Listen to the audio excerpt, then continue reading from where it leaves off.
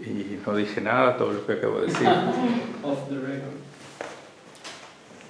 Bueno, este es el comentario de fases de Berry, quizás, que entonces estemos un poco colgado y después seguir un poquito con espines. No puedo corregir todavía el parcial, pero espero hacerlo en breve. No hay apuro igual. No hay apuro.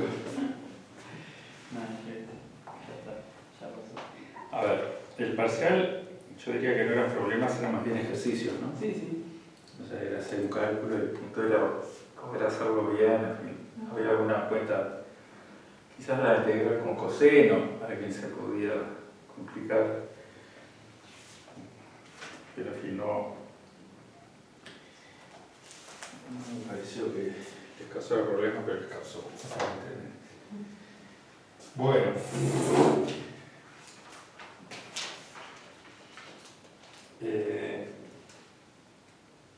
La clase pasada habíamos visto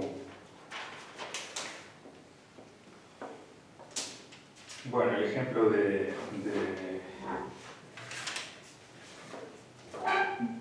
habíamos visto el teorema diabático, ¿sí? Por un lado. Me olvidé algunas cosas. Voy a mirar eso.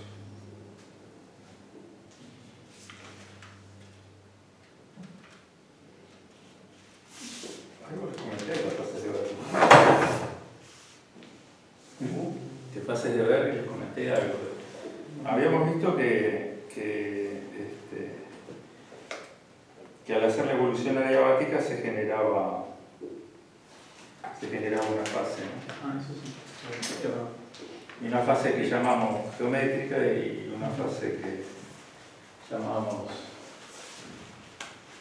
dinámica.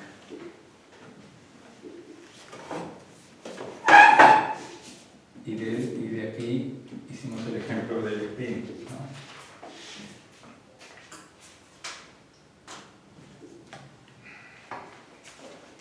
Y habíamos visto que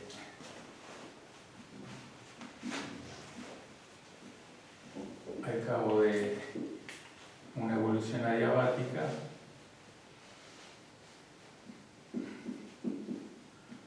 teníamos una fase que llamamos geométrica y una fase que llamamos dinámica porque estaba muy directamente relacionada con la energía. Ese era el resultado del teorema adiabático para un estado que evolucionaba a partir de un cierto otro estado, ¿no?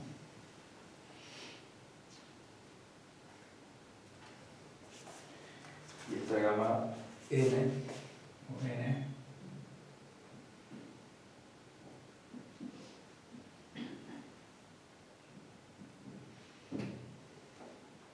o cero, puesto,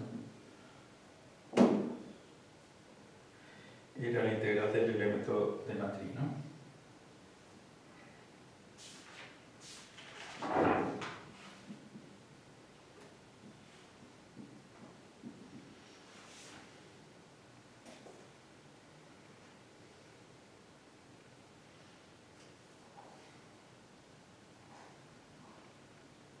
De este elemento de matriz. Yo les comenté que esto si bien era un resultado conocido, todo el potencial de esto se desarrolló en 1984 y es un tema que se llama fases de Berry, y Berry es el señor que en 1984 se dio cuenta que este tipo de fases podía ser algo observable finalmente.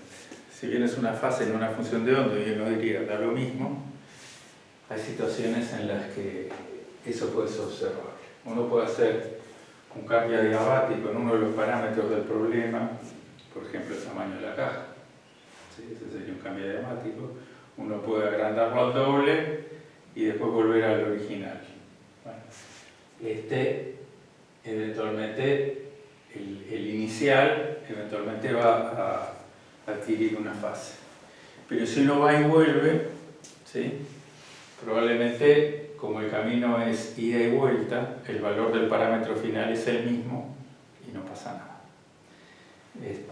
Esa fase o termina siendo 0, o si es lo único que hay, termina siendo no observable. Pero hay situaciones, y de eso es lo que se dio cuenta Berry, en que esta fase puede ser observable, ¿sí? Por ejemplo, que no depende de un solo parámetro, que dependa de varios parámetros, pero si uno hace un camino cerrado con uno de los parámetros y vuelve al estado original, los demás parámetros que tienen que ver con eventualmente no vuelvan al valor inicial, y entonces quede un recuerdo de eso. Entonces, por ejemplo, phi sub n de t depende del parámetro.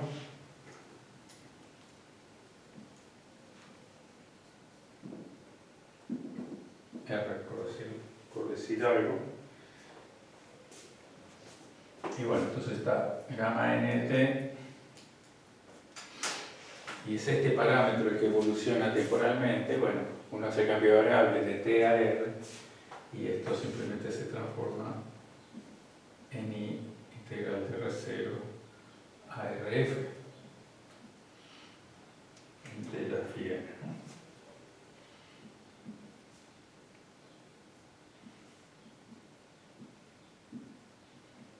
Sí, esta derivada, si quieren, tiene la derivada R punto diferencial t. Ese es el cambio de variable. La variación adiabatica está dada por la variación de este parámetro Rt. Okay, esa sería la expresión de esa fase geométrica en ese caso. Si R0 es Rf, o sea, hacemos un camino cerrado, entonces gamma n es 0 y no pasa nada. El asunto es que si hay varios parámetros, esto puede cambiar.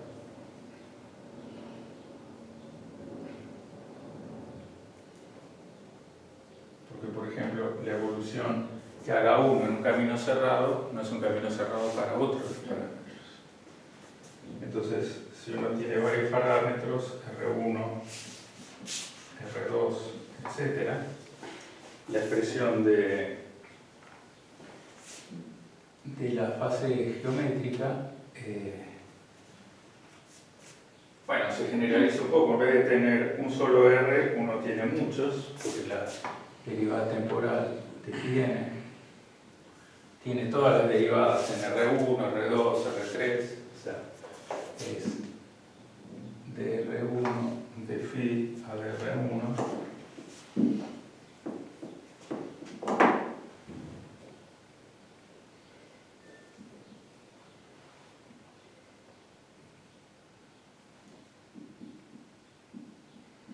más lo mismo con R2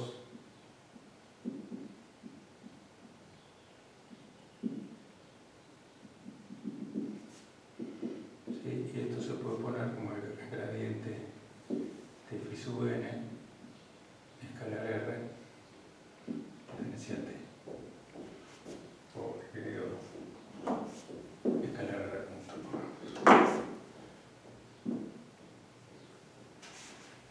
Sí, como siempre.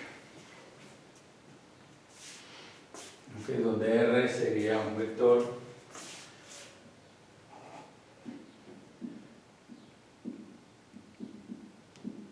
formado con todos los R. ¿Está bien? Vieron que en física enseguida hacemos estas cosas, ¿no? En nuestra cantidad con un índice y ya lo metemos en un vector. Es una manera adecuada de manejar cantidades más complejas. Y bueno, entonces en este caso el gamma n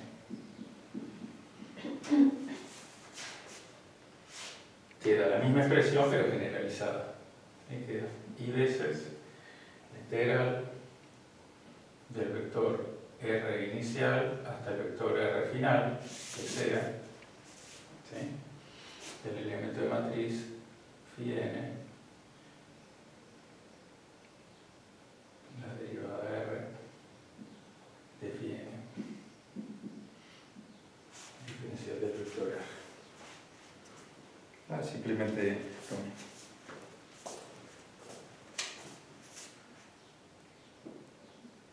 Si RI coincide con RF, todo, entonces esta integral solamente la escribimos así, en un camino cerrado. Pero eventualmente puede coincidir para algunos de los parámetros, pero no para todos. Y entonces ahí es que sigue sobreviviendo, uno hace un camino cerrado y sigue sobreviviendo una fase que tiene que ver con los otros parámetros.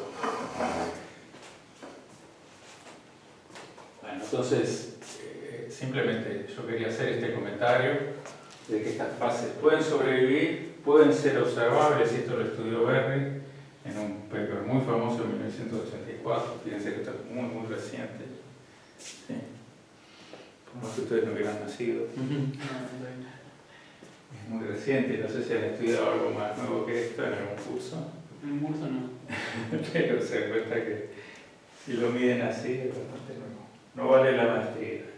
Digo, Entonces seguro que no.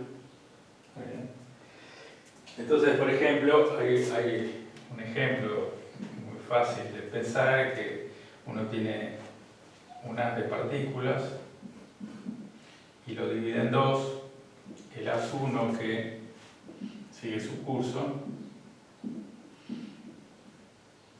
y el 2 que sigue un proceso adiabático.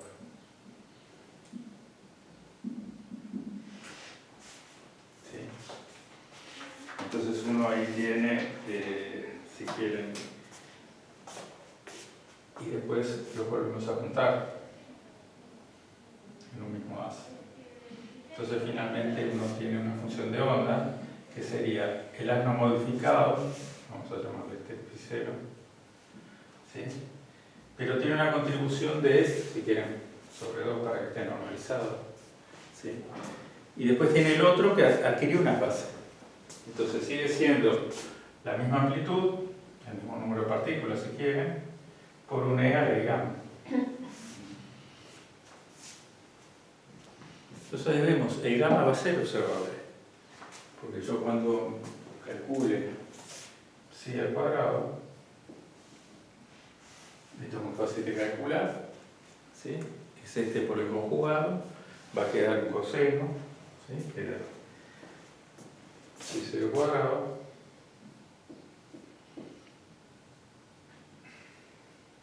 por un coseno cuadrado de gamma sobre 2. Entonces, acá estoy viendo un ejemplo un poco trivial, digamos, pero que muestra que eventualmente esas fases pueden ser observables. Y esto dio lugar a toda una serie de física muy bonita, mucha con óptica, que bueno, vale la pena conocer. Un comentario, Sí. a ver si agarré bien. Acá no conservas la normalización del vector phi por lo mismo que habíamos hablado la otra vez de que no hay conservación de la energía, porque está una parte del haz sometida a un proceso. Bueno, hiciste alguna parte de eso, sí.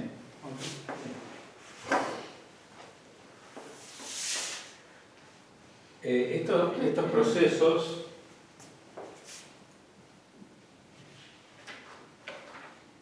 adiabáticos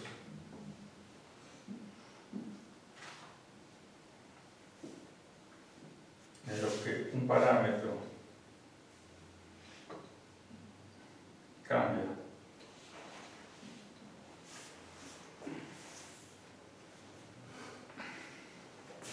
volviendo al valor inicial.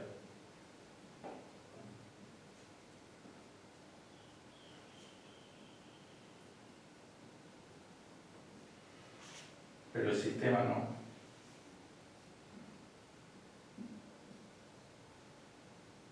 No vuelve al mismo estado.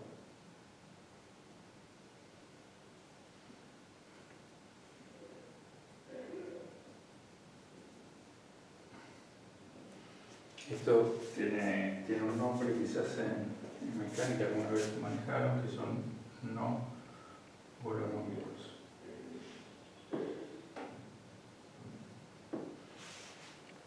No sé si alguna vez usaron la palabra. Me suena. Ejemplo, mecánica clásica es una mosca en un globo que se infla, ahí pasan cosas interesante ese tipo de evoluciones. Y bueno, entonces, por ahí ustedes están leyendo algo y se encuentran que les hablan de procesos adiabáticos no holonómicos. Bueno, no hay que asustarse, ¿qué es esto? Simplemente tiene una física muy rica, no digo que sea trivial, pero bueno, tiene una denominación específica que creo que vale la pena conocer, que es lo que quería mostrar ahora.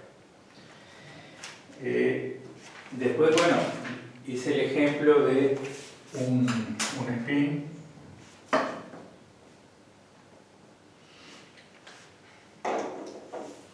¿sí? Cómo podíamos, en un campo magnético, ¿sí?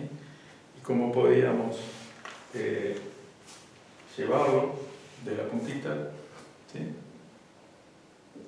Si el proceso era adiabático. Ese fue el ejemplo que vimos.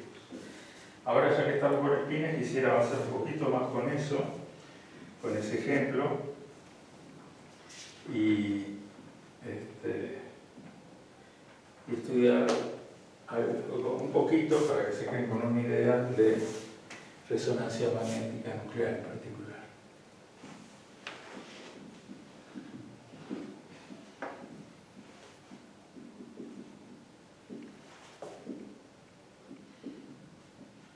Este es el fenómeno físico. Este fenómeno físico, ahí también está la resonancia magnética electrónica, o paramagnética, que usan mucho los químicos, que permite identificar sustancias excitando los espines electrónicos y haciéndolos interaccionar con los campos magnéticos y haciéndolos que emitan energía. ¿Sí?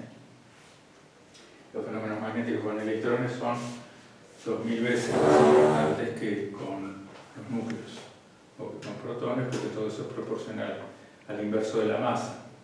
¿Sí? Ahora lo vamos a ver. Los procesos electrónicos van como 1 sobre masa el electrón y los procesos nucleares van como 1 sobre masa el protón, por ejemplo. Ahí ya tenemos un factor 2000. Entonces esto, en términos de física, implica fenómenos 2000 veces más débiles, ¿sí?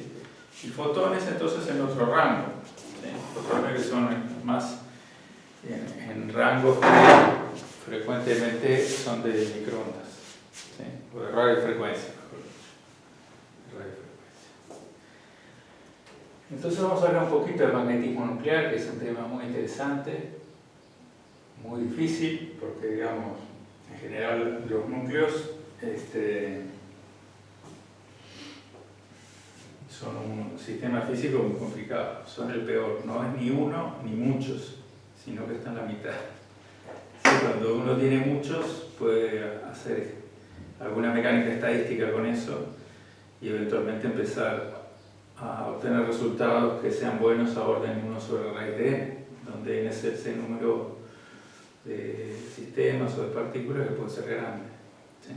Cuando uno tiene 7 o 21 o 50 o aún 200, bueno, ya es diferente, ¿no? Igual hay algunas cosas que en núcleos grandes se hacen con mecánica estadística y funcionan muy bien.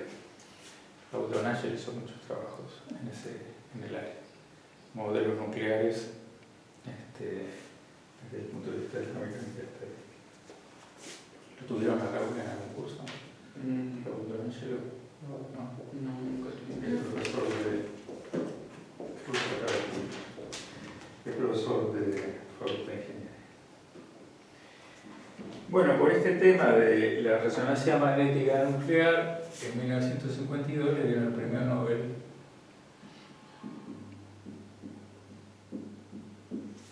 a Bloch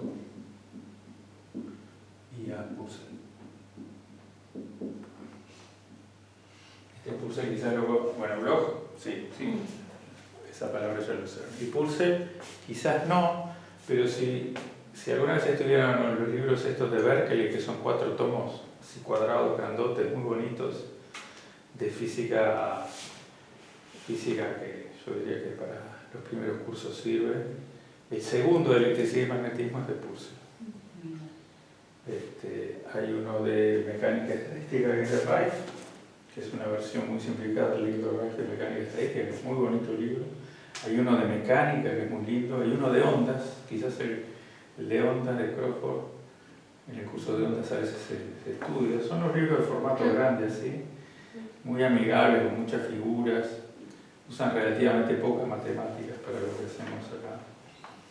Y después hay un libro de mecánica cuántica que está bárbaro también porque empieza al revés de todos los libros que uno solamente estudia mecánica cuántica, que empiezan con la longitud de Broglie y funciones de onda en una dimensión, sino que estos empiezan directamente por spin.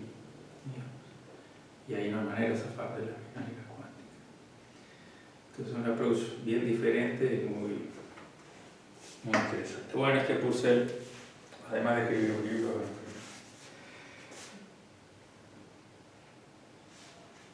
bien, la resonancia magnética nuclear es interesante como fenómeno físico.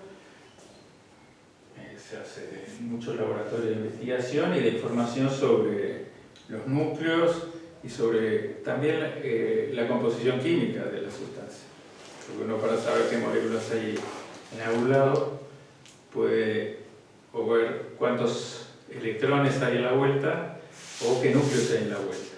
Y los núcleos tienen su propio momento magnético y las energías que se emiten en interacción con un campo magnético pues tienen que ver con el momento magnético de ese núcleo. Y como medimos muy bien la energía de los fotones, es lo que mejor sabemos hacer, entonces esa es una física de muy alta precisión y nos da mucha información. Yo siempre digo que casi lo mejor que sabemos hacer en física es medir la energía de los fotones. ¿Sí? Para empezar, nosotros como humanos lo medimos con los ojos y tenemos unos instrumentos que en esta clase para una persona funciona muy bien y para tres tienen que usarlo. Pero digamos, eso llevado al laboratorio también significa tenemos instrumentos muy precisos para detectar fotones y resolver energías de fracciones millonésimas de energía. Entonces eso nos permite diferenciar la resonancia por cambio de energía en un núcleo, en el spin de ese núcleo que pasa de un estado a otro, o el de otro núcleo que difieren dos protones, por ejemplo. Así que bueno, por ahí va la idea. En general la resonancia magnética nuclear, cuando se usa para imágenes, que es lo que le pasa a uno cuando se rompe la rodilla jugando al fútbol y tiene que ir al médico, le mandan una resonancia. Es más bien una resonancia orientada a parte planta, llamémosle, y a la composición de agua que hay en cada tejido.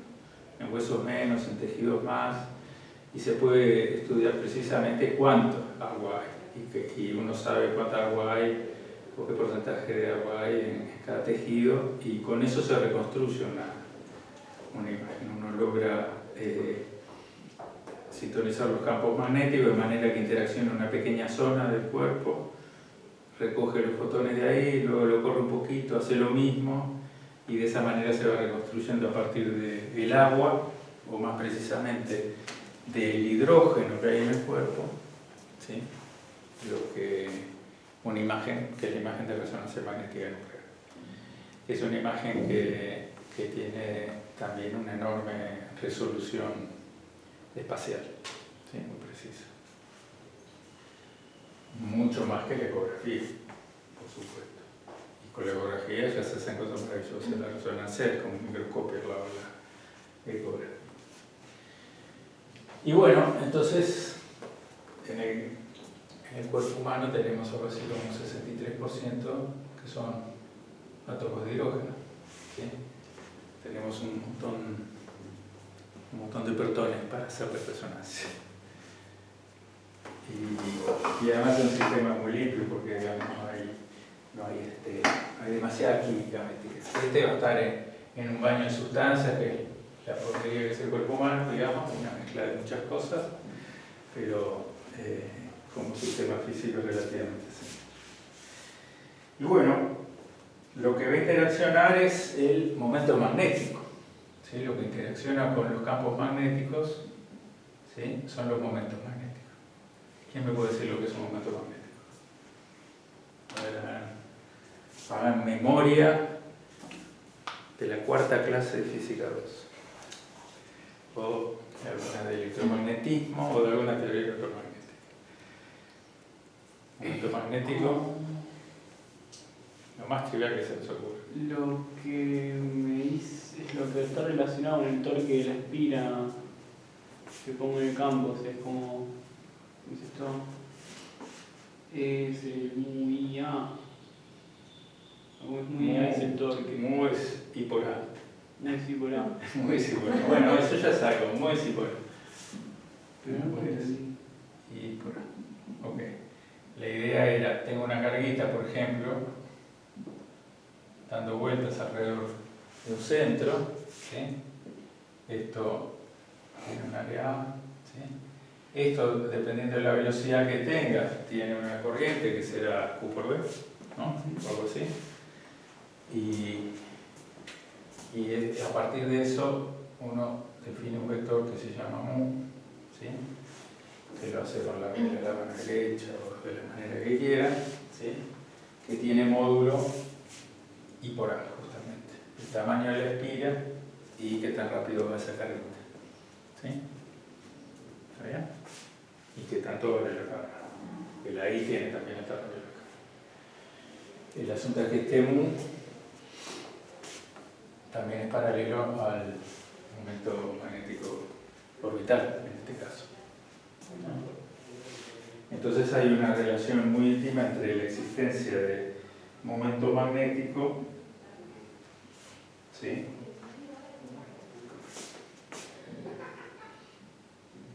Este es el vector momento magnético.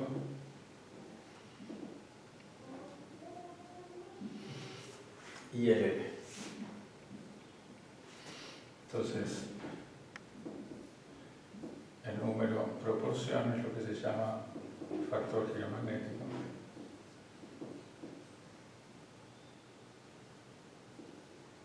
Es el factor de proporcionalidad.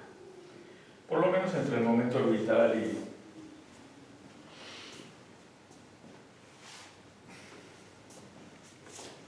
para el caso de una carguita dando vueltas, en general el gamma sale igual a Q sobre 2M. ¿Sí?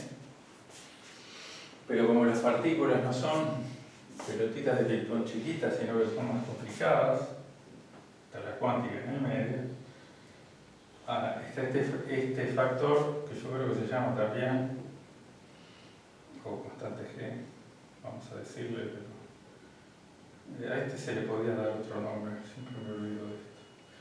Que esto, bueno, sí recibe contribuciones o uno puede eventualmente calcularlo si tiene una teoría para el electrón o para cualquier partícula, puede calcularlo a partir de la mecánica cuántica. La ecuación de Dirac predice un factor G para partículas de spin medio, ¿sí? Correcciones cuánticas a la ecuación de Dirac produce correcciones de ese factor G del orden alfa, o sea 1 sobre 337, y eso uno lo puede calcular con los diagramas Feynman, yo no sé, cosas. O sea, es la combinación de QED, ¿no? Sí, de interacción electromagnética, pero cuántica. Entonces este G en general puede ser algo complicado. La ecuación de Dirac, como les digo, predice un G igual a 2. En la mecánica clásica este G es 1. ¿Sí?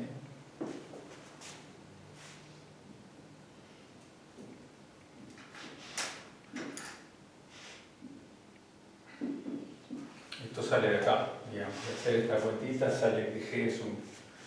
Sin embargo, G es muy parecido a 2 para spin medio y en una teoría cuántica. O sea, esto es lo que le pasa al electrón. ¿Sí? Y digo muy parecido porque no es exactamente 2, sino que recibe contribuciones a alfa. La primera corrección alfa al factor G fue el premio Nobel que recibió, bueno, sí, fue el premio Nobel que recibió Schwinger, ¿sí? Junto con Feynman y Tomonaga.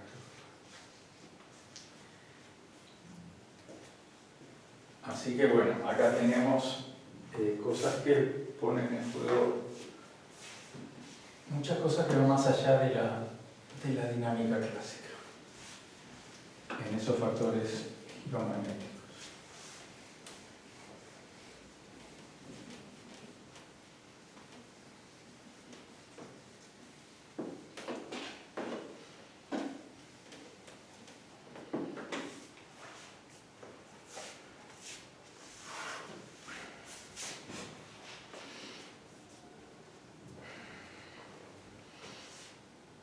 Gamma se mide en coulomb por kilogramo, ¿sí?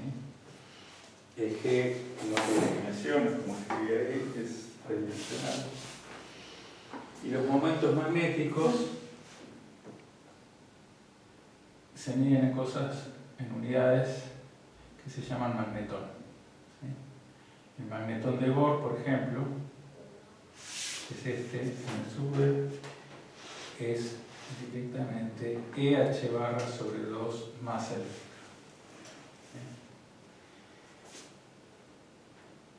Y va a valer 5.788, y acá hay un montón de cifras que se conocen, por 10 a la menos 11 mel por Tesla. Esa es la unidad, energía por campo magnético. Y para fenómenos nucleares se usa lo que se llama el magnetón nuclear, que es EH barra sobre 2 MP. Ahí tenemos el factor S2000 que les decía, ¿no? Las cosas van a ser, los momentos magnéticos van a ser unas pocas unidades de estos magnetones, pero si estamos hablando de electrones, estoy dividiendo por ME, y si estoy hablando de núcleos o de protones o neutrones, estoy dividiendo por algo 2000 veces más grande, o sea, 2000 veces más. Y esto vale 3,152 por 10 a la menos 14, acá están los 1000, que eran 1860, no me acuerdo la diferencia de masa, cociente electron-protón. 1826. Y usé la 1836 porque lo tuvimos que poner en un ejercicio en práctica. Sí. 1836. 36. Y con el neutrón 36. Yo me confundo porque me sale, cuando lo quiero decir, me sale la Revolución Francesa, cualquier fecha, ¿no? Bueno, estas cantidades, los momentos magnéticos, son las cantidades mejor medidas de la física. En particular, la cantidad mejor medida de la física es el momento magnético del electrón o el factor G del electrón, que es lo mismo, ¿no? Porque, digamos, de aquí al momento magnético solo falta el H barra que viene del spin, ¿sí? Y queda lo mismo. O sea, todo esto yo conozco la carga del electrón, conozco la masa del electrón, tengo maneras directas de medir eso en interacción con campo magnético.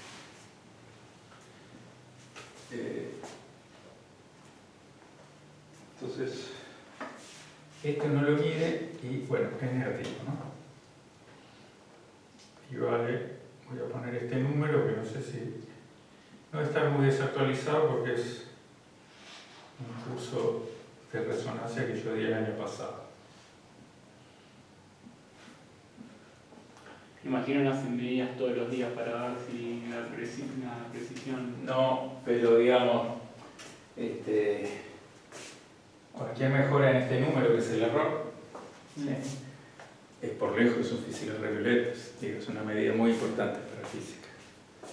Porque digamos, si uno tiene una cantidad tan precisa, quiere decir que puede testear modelos o teorías que hagan predicciones que involucren estas cantidades. Y tus teorías tienen que ajustar 3, 6, 9, 12, 14, 13, 14 cifras. Entonces tu teoría tiene que ser buena, no escribas cualquier garabato porque no va a funcionar. O sea, es lo más cercano a tener un modelo resoluble, real, que uno pueda compararlo con un caso real.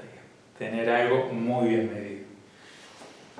En el caso del magnetón del protón también está muy medido, pero pero no tanto.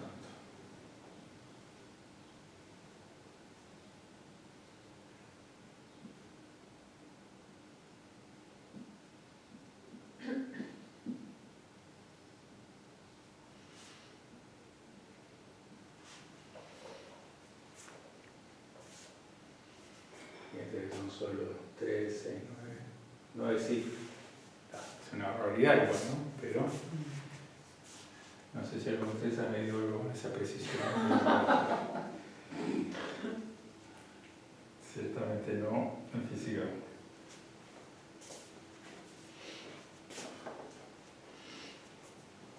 Y bueno, como esto uno lo mide por ejemplo, en contribuciones que hace el electrón en los niveles de energía del hidrógeno, por decir algo, física atómica de muy grande precisión, el G sale de esa ecuación. Uno mide esto en los fotones que observa porque pone el spin de electrón en interacción con un campo magnético. Finalmente el número que puedo obtener es este, que nos da directamente G sobre 2 menos 1. ¿Bien? Entonces G se mide directamente, de niveles de energía. En física clásica, como dije, esta ecuación sale en 2 minutos y se ve desde los primeros cursos. Y en general el momento magnético se define por el factor giro magnético para una partícula en mecánica cuántica, se define como algo proporcional al spin. Si ustedes se preguntan por qué eso y no cualquier otra cosa, bueno, porque la partícula que tiene, pobrecita, la partícula tiene masa, carga y a la suma spin. Y si tengo un spin, tengo un vector. Y si tengo un vector, entonces puedo empezar a definir cantidades vectoriales intrínsecas de la partícula que tengan que ver con ese vector. ¿Sí? Y el momento magnético, bueno, apenas uno en la ecuación de ella pone interacción una partícula de spin 1 medio con un campo magnético, sale que lo que va a interaccionar con ese campo magnético es un vector que tiene que ver con el estado de la partícula, es el spin. Y entonces sale lo que clásicamente llamamos, tengo la interacción momento magnético-campo magnético. Está diciendo que o sea, la única manera de generar escalares en el Lagrangiano usando un campo magnético externo es que esa cantidad sea un vector. Y bueno, puedo poner un producto escalar, ¿no? Por una cantidad que sea un pseudovector, como V, y el momento angular es un pseudovector, el momento angular intrínseco es un pseudovector. Porque digamos, el hamiltoniano o la energía es un escalar de Lorentz. O sea, después vamos a hablar algo de eso, pero no mucho. Uno hace transformaciones de paridad, cambia uno de los ejes y la energía debería ser la misma. Es un escalar. ¿Sí? En un pseudoescalar uno cambia los ejes y el pseudoescalar cambia de signo. Por ejemplo, el producto escalar de un vector con un pseudovector, si uno cambia uno de los ejes, ese es parece un número, pero no cualquier número es un escalar. Así como no cualquier conjunto de 3 números es un vector en el sentido de la física. Un vector es algo que cuando yo hago un cambio de coordenadas se transforma como lo que uno sabe en un cambio de coordenadas. Como yo siempre digo, si vos pones la cuenta del auto y la cuenta del agua y los impuestos municipales en un vector, eso no cambia como una cantidad física. No por vestirse de vector, eso es un vector. Y no cualquier cantidad física es un vector. Hay algunas que son pseudovectores y hay otras que no son nada, son un conjunto de 3 números que uno agrupa. Esos R que yo escribí hace un rato, eso no es un vector. Esto no es un vector. Es una notación cómoda para hacer una cuenta y escribirla. Entonces, bueno, acá pasan esas cosas. Y en las ecuaciones de Maxwell uno puede estudiar cómo son los campos en relación a las simetrías, a la inversión temporal, a la inversión espacial, y bueno, salen una serie de propiedades del campo eléctrico. El campo eléctrico es un vector, porque por ejemplo, la fuerza que es un vector es igual al campo eléctrico por Q, pero Q es un escalar, de verdad. Entonces, si Q es un escalar y F es un vector, entonces no le queda que nos da, bueno, y así uno va deduciendo todas las propiedades de eso. Y ve qué términos pueden aparecer, además en una ecuación de movimiento, en un hamiltoniano. Hay cosas que no pueden aparecer. Es más, puedo entender por qué las ecuaciones de Maxwell son las que son. ¿Por qué está este término y no en este otro? Bueno, porque este es un pseudoescalar y del otro lado de la ecuación de Maxwell yo tengo un escalar. O porque del otro lado de la ecuación de Maxwell tengo un vector. Entonces de este lado solo voy a poder escribir cosas que son vectores. Y la verdad que da muy poco margen, solo con eso, para entender las ecuaciones de Maxwell. Les recomiendo si quieren leer sobre eso, en el Jackson está muy lindo contado eso. En 2 minutos uno casi que tiene las ecuaciones de Maxwell diciendo, a ver, ¿qué cosas podrían aparecer? Quiero igualar esto a algo, ¿qué puede ser? Y no quedan muchas cosas. Hay algunas ambigüedades, pero la simetría siempre no. Bueno, entonces tenemos que mu es gamma por S para una partícula, o en general, si también hay un momento angular orbital, está el momento angular total. Ese que aparece para el griego.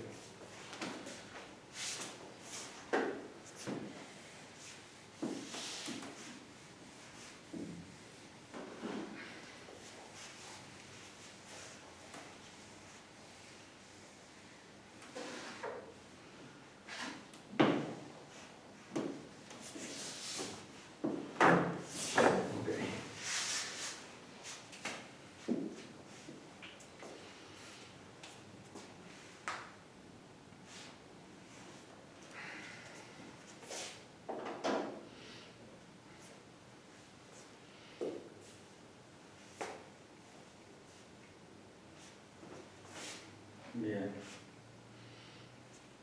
En mecánica clásica, esto era gamma por L, el gamma es Q sobre 2m,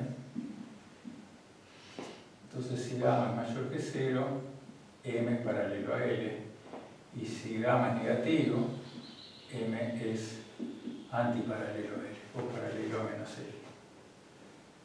¿Sí? ¿Cómo se ve de acá? Simplemente ese signo de la cara. Entonces para un electrón no es lo mismo que para un positrón.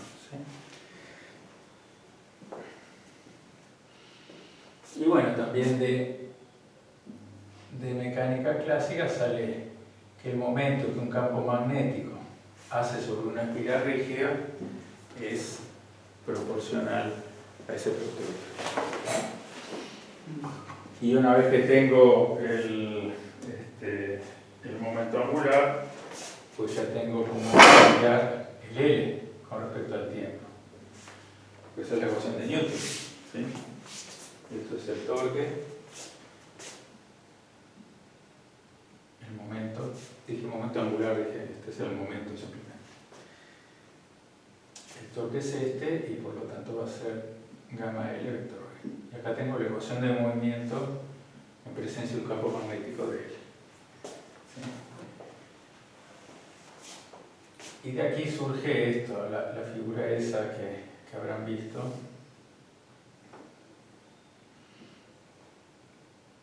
Que si B es un vector constante, apunta en una dirección y L está acá, bueno, dL es L vector B. ¿Sí? Entonces, esto termina que, bueno, si gamma es positivo va para acá y si gamma es negativo va para acá, depende de cómo están viendo el dibujo, ¿no? Pero esto recorre un cono, también y hace esa evolución. Y el momento magnético va pegado a L, solo que si gamma es positivo, o sea Q es positivo, es paralelo a L y si no a menos L. Así que bueno, esto es lo mismo que cubo gamma, ¿no? Entonces, esto mismo, simplemente sustituyendo la expresión de L con gamma, me da cómo se mueve el momento magnético, clásico al menos, aunque se dice campo magnético. Esencialmente en mecánica cuántica es lo mismo, solo que bueno, no tengo cantidades tan bien definidas. Mu es un vector de operadores, porque esto va a ser un operador vector, y esto va a ser un operador de vectores. Entonces no es simplemente una flechita que uno dibuja como se le imagina en mecánica cuántica. Pero los valores medios, ahí quizás recuerdan el teorema de Ehrenfest, estas cosas uno las puede empujar con el teorema de Ehrenfest y da lo mismo. El valor medio de mu evoluciona de esta manera, como si fuera una cantidad clásica, como si fuera un momento magnético clásico. ¿Está bien? Esto simplemente recorrer, ¿no? Bien, finalmente tenemos la energía o el potencial. Y el potencial en presencia de un campo magnético es menos U por V. ¿Okay? O sea que el estado de mínima energía, ¿sí?, es S paralelo a V si gamma es positivo, como en el caso de protón.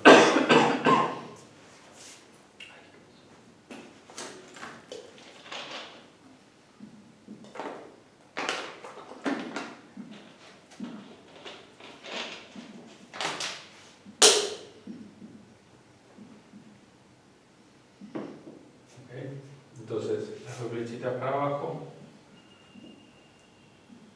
P y S para abajo, paralelos, en todo caso en la misma dirección, S paralelo a V, ese es el estado de mínima energía.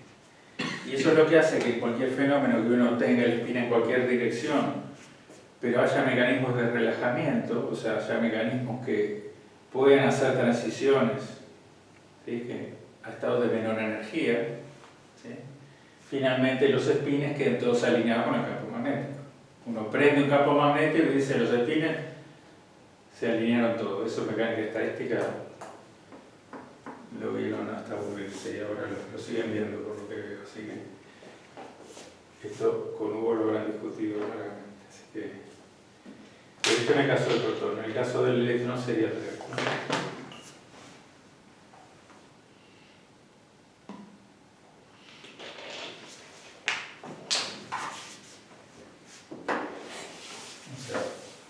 Gamma mayor que 0, porque mu siempre es paralelo a V, ¿no?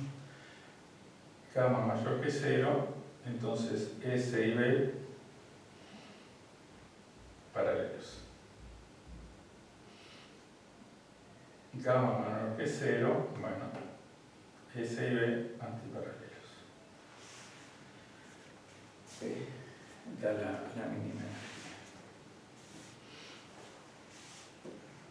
Una pregunta, ahí cuando está la derivada del mu, ¿va también el gamma otra vez? Sí, porque acá lo que hice fue poner un 1 sobre gamma acá, y este ya es directamente mu. Por eso. O sea, este es un gamma claro, que pasa multiplicando, y este gamma L es este. Ok, así que bueno, este es nuestro punto de partida, ¿no?, para estudiar la integración de un spin en un campo magnético. Y entonces vamos a hacer eso.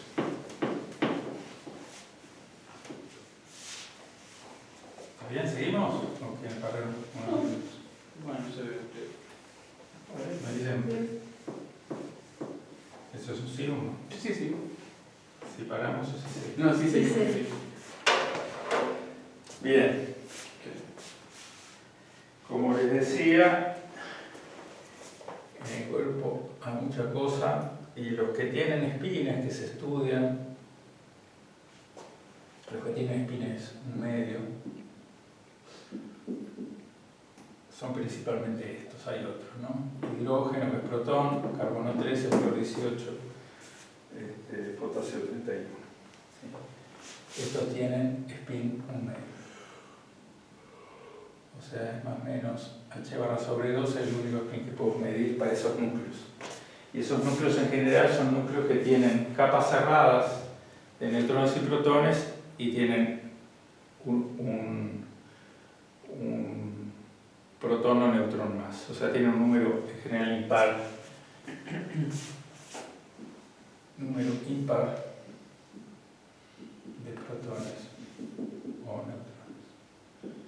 Digo capas cerradas y ustedes me dirán de qué está hablando este señor. En los núcleos, el modelo que explica muchas propiedades de los núcleos es también un modelo de capas como el modelo de Bohr, donde también hay números cuánticos y hay toda una serie de estados que se pueden llenar, y el principio de Fermi impide que haya más estados que los que tiene cada capa, y tienen que ver con un momento angular, con la posibilidad de que el spin esté apidado, y con un número cuántico principal n, que es similar al del modelo de Bohr, si quieren.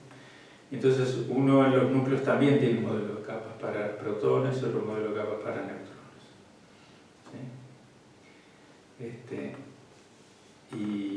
Y de ahí sale capa cerrada más 1, en general tiene spin medio. Pero eso implica conocer un poquito de la estructura nuclear, que no. Solo lo tiro esto simplemente como información. Bien, entonces eso es lo que se hace. Se utiliza el momento magnético para estudiar la composición de esos átomos, de esos núcleos atómicos. Entonces ahora vamos a estudiar la interacción con un campo magnético.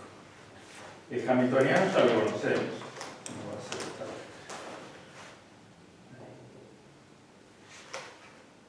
El hamiltoniano ya lo conocemos, ¿no? Mejor, el hamiltoniano de interacción, ¿sí? Es menos gamma S escalar B. Tenemos el spin y tenemos el hamiltoniano que es menos mu escalar B. ¿Bien? ¿Cuál es nuestro estado? Nuestra función de onda. Bueno, la función de onda es una función de onda.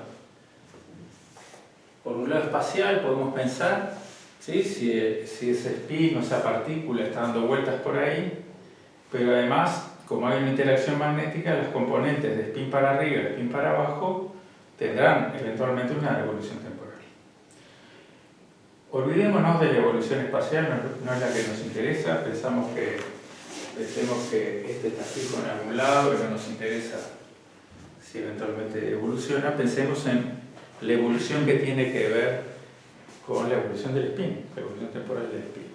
O en otro caso, la evolución espacial en muy buena medida es independiente de la evolución del spin en presencia de un campo magnético. Entonces simplemente pensemos en esto como una componente. La función de onda va a ser una componente spin up y una componente spin down.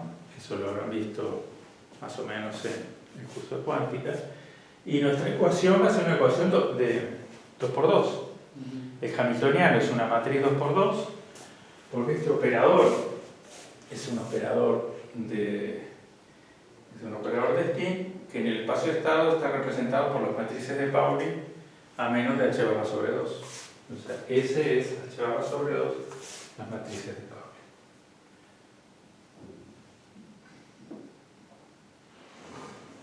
Entonces tengo que mi hamiltoniano es una matriz 2×2 y lo que voy a estudiar es la evolución temporal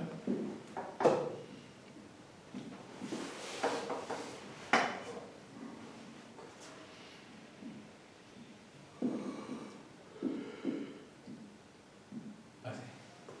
Okay, esta es la ecuación de Schrödinger. Bueno, en h barra, ¿no?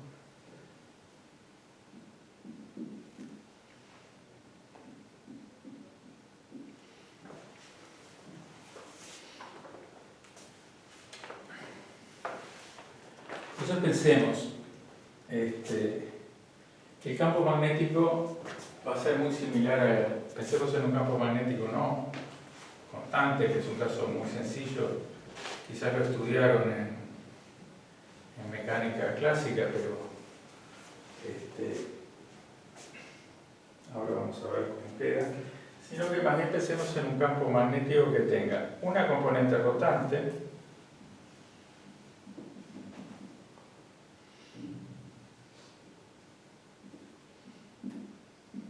y una componente fija. O sea, en general lo que yo voy a tener es un campo magnético grande en una dirección, soy muy astuto y esa dirección le llamo Z, ¿sí? Y después lo que tengo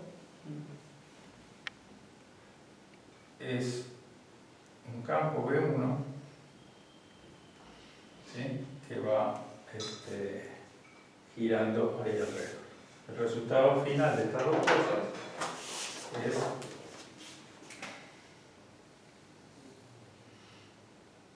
un campo magnético total que va girando acá con frecuencia angular W y va describiendo ese cono, generando ese cono.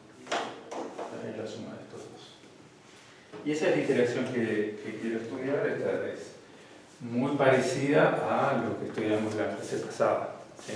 Lo que hicimos la clase pasada, que lo hicimos quizás pensando en un electrón. Bueno, vamos a intentar resolver este problema. En principio, uno podría decir, bueno, podría tratar esto como perturbación, ¿sí? Y esto como hamiltoniano que conozco las soluciones, ¿sí?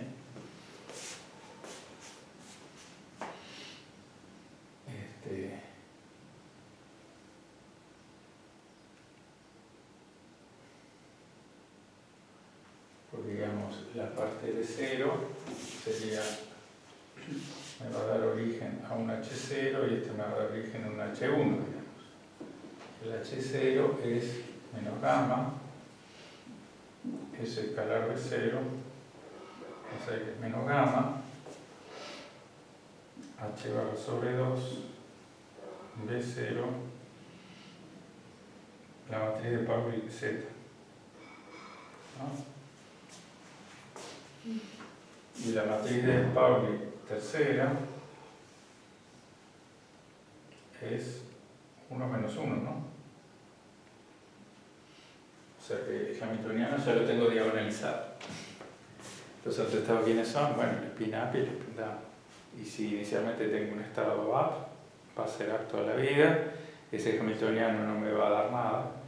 Y si tengo un mecanismo que me haga cambiar de spin up a spin down, y bueno, acá tengo la energía que se cambia, es gamma h barra B0, o menos gamma h barra B0, porque gamma es negativo. ¿Está bien? Este factor sobre 2 es un nivel para arriba y un medio, y el otro es un medio para abajo, porque los autovalores de sigma 3 son más 1 y menos 1. Entonces tengo más un medio, menos un medio, la diferencia es 1. Y ese es el fotón, digamos, que se emite cuando pasamos de un spin up en la dirección Z a un spin down en la dirección Z. Así que el caso solo hay de 0, B1 es 0, es un caso muy trivial y es un caso sin interacción. Tengo los dos congelados. Donde lo pongo va a seguir. Eventualmente, si mi estado inicial es un estado mixto, ¿sí? De spin, ¿sí? Y eso estudiarlo un poco, pues lo que voy a tener es una evolución en valores medios, pero el hamiltoniano ya está diagonalizado así como lo escribí. Y el H1, en cambio, ese sí es un H1 que acá finalmente tenemos la dependencia temporal, que es el tema de estas clases.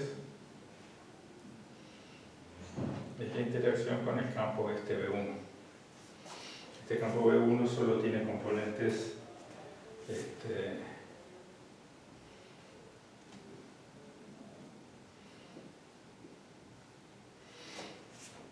coseno omega t, según sigma 1, más seno omega t según la matriz de Pauli 2. Y esto ya no es tan sencillo porque esas matrices ya no tienen unos en las diagonales, sino que tienen términos fuera de la diagonal, lo cual quiere decir que mezclan las componentes. Entonces la evolución temporal de una está ligada a la de la otra y ahí tengo una ecuación diferencial. Entonces vamos a estudiar esta ecuación diferencial, vamos a ver que se puede resolver exactamente, no hace falta resolverla perturbativamente. La podría tratar perturbativamente, tengo H0, tengo algo que llamaría H1. Si digo que esta cantidad es mucho más pequeña que esta, lo trato perturbativamente, puedo hacer teoría de perturbaciones, lo que quiera, perturbaciones dependientes del tiempo, con una perturbación armónica, ¿no? Construirme el operador M, ¿sí? Le llamamos M cuando hicimos eso, una perturbación periódica, y el M da, y hacer el cambio. Pero digamos, vamos a ver que esto lo podemos resolver exactamente. Para fijar ideas, si simplificamos la idea, llamémosle omega 0 a menos gamma de 0. Y lo mismo hagamos con omega 1.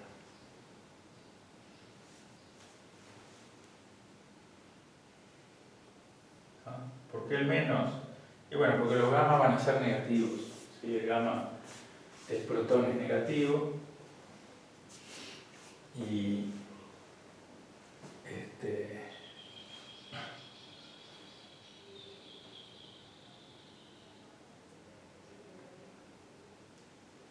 esta notación, no es negativo, ¿no? Gamma es positivo.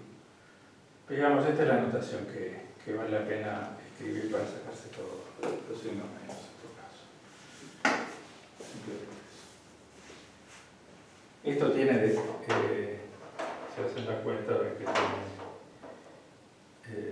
dimensiones adecuadas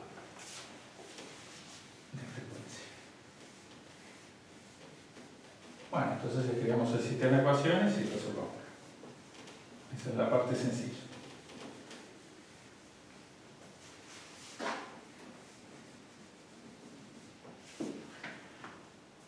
Ok, escribamos el piso de arriba, ¿sí? Porque tenemos una igualdad de vectores, ¿sí?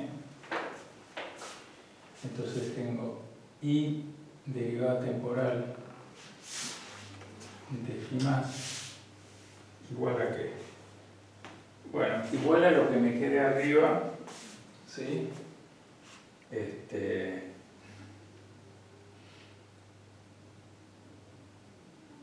A lo que me quede arriba. Arriba me va a quedar esto, porque tiene un 1, ¿sí? Que va a multiplicar este phi más. Entonces, vamos a tener la parte omega 0 phi más. Y si después hago la otra, tengo menos omega 0 phi más. ¿Y el H barra sobre 2? Y el H barra sobre 2. Me estoy copiando en algún lado.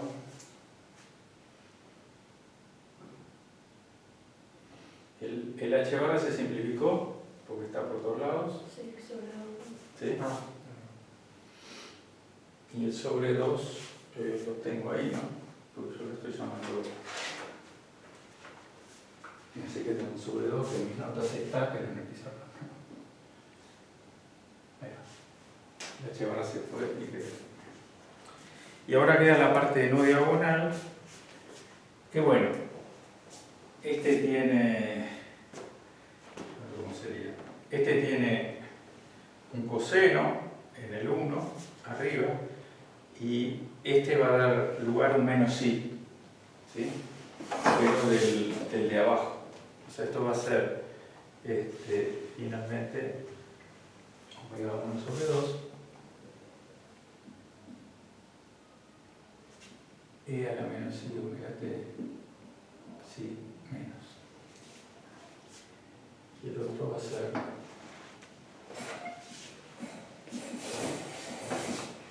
si más. Y este es el sistema de ecuación. Ya vamos a hacer esa cantidad.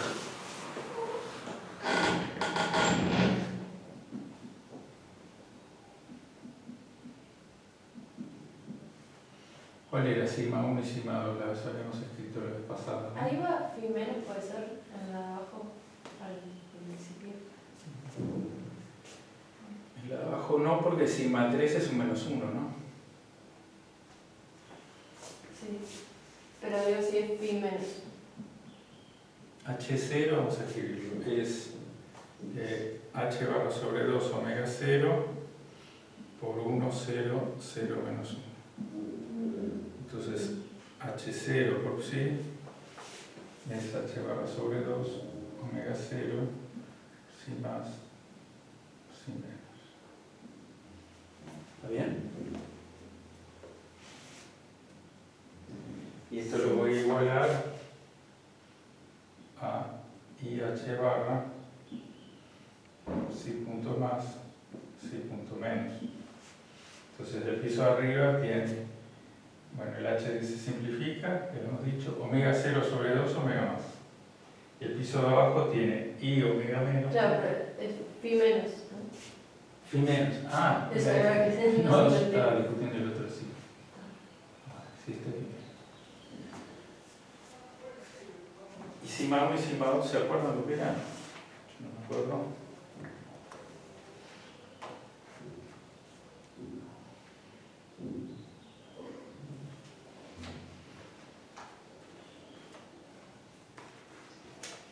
Creo que sigma 1 es 0, 1, 1, 0. O sea, con el diablo al revés. Y sigma 2 es 0 menos i y 0. A ver, sigma 1 es.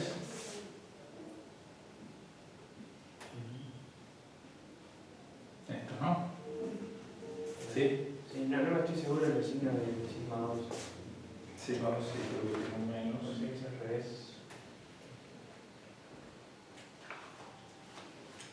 Creo que tener acumulados. Se me olvidó la multiplicación.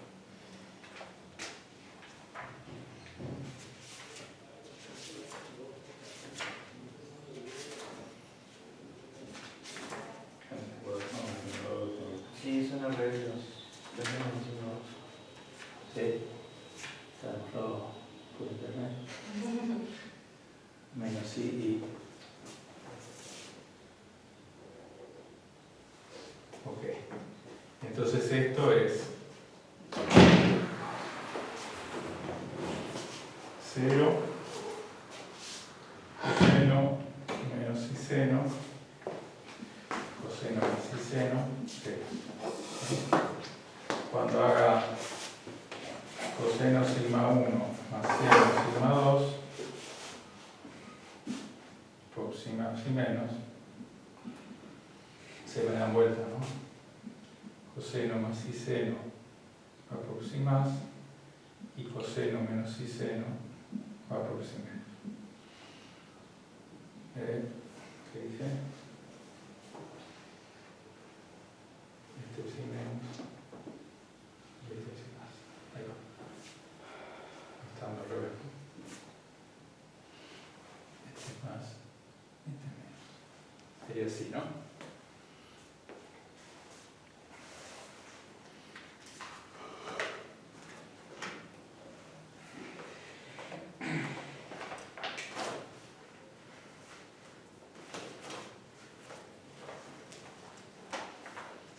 Ok.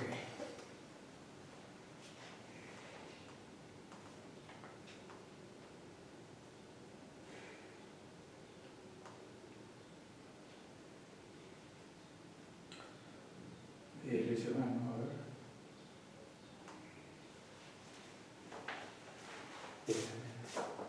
Se va la multiplicación. Esto lo estoy multiplicando por si más y menos. ¿Sí? Este va por este y este va por este. Así. Entonces este estaba bien. Este es menos. Esto es más. Ahí va. Bueno.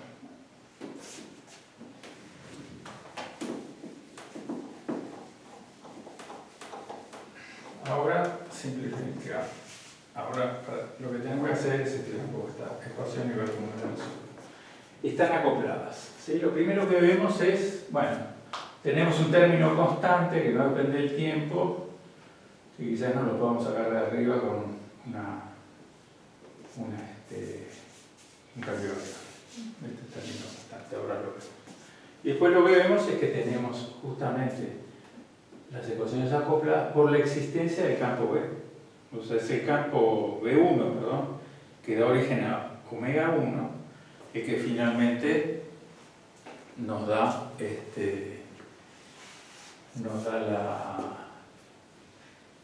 la posibilidad de que se mezclen las componentes y que haya una evolución temporal en la que las dos componentes evolucionan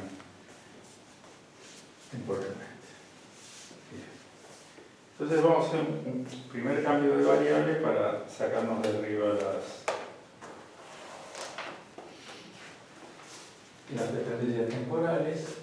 Entonces, en vez de psi más, ¿sí? Vamos a poner phi más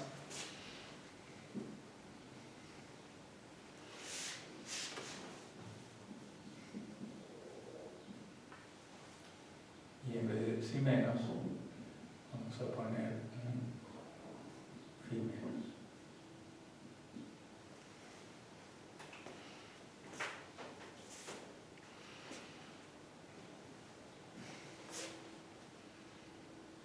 Bueno, cuando hacemos y por la derivada de psi más menos, digamos, a dt, esto va a ser menos más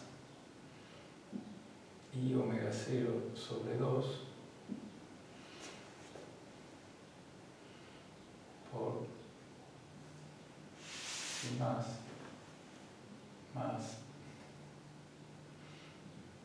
e a la menos más y omega 0 t sobre 2 psi más menos.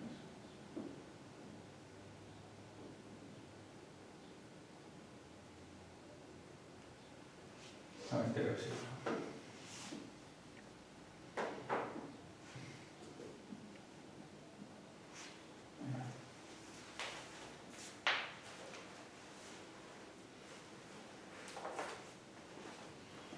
Y derivate. Entonces fíjense, nos da un término más menos omega 0 sobre 2 psi más menos a la izquierda. ¿Sí? Entonces para arriba tenemos a la izquierda un más omega 0 sobre 2 psi más, que es este. Y cuando vamos al de abajo tenemos exactamente lo mismo. Entonces nos falta dependencia temporal y bueno, este a la vez nos da la derivada. ¿Sí? Y este lo paso entonces para el otro lado.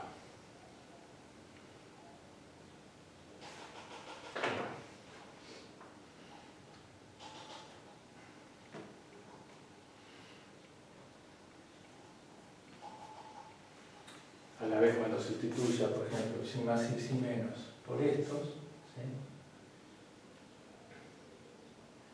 El factor 1/2 se va a compensar y voy a tener también un factor doble.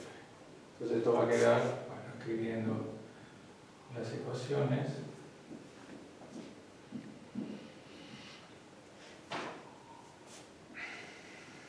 Va a quedar omega 1 sobre 2 e a la más menos, bueno, una magnitud por el psi menos más. Y esta magnitud es simplemente la diferencia de estos dos. Eso es lo que queda sustituyendo izquierda y derecha. ¿Sí? Cuando sustituyo psi menos, ¿sí? Voy a tener este factor por más. ¿Sí? Del lado de la izquierda, este pasa al otro lado como otro factor 1/2 y me queda más omega 0.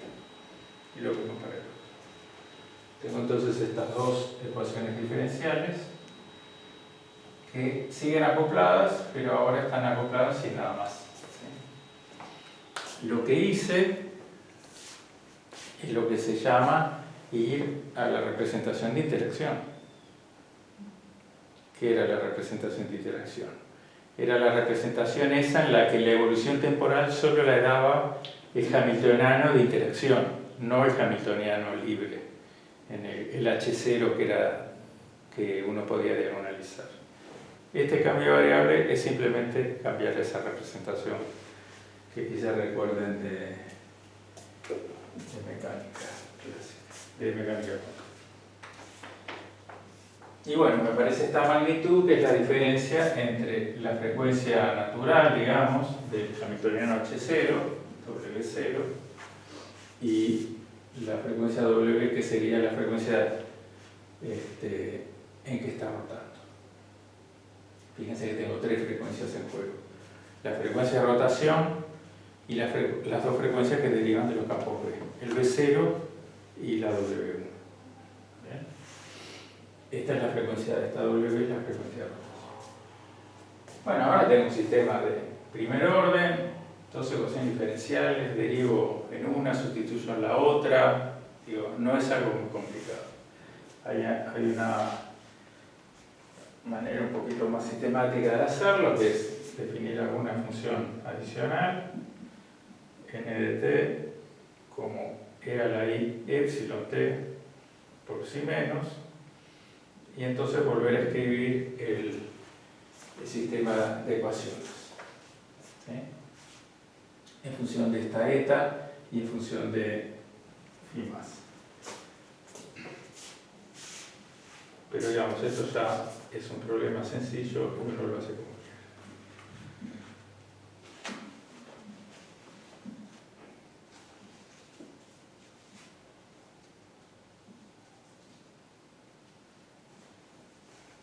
Esta es una manera así.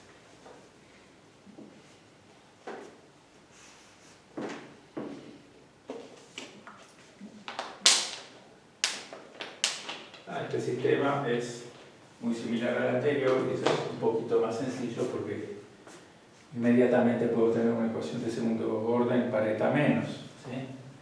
Derivo esta, y donde está la derivada del phi más, pongo lo que está acá. Es una manera directa, creo que esto no lo complica mucho. Cuando hago eso, tengo la ecuación de segundo orden para eta menos.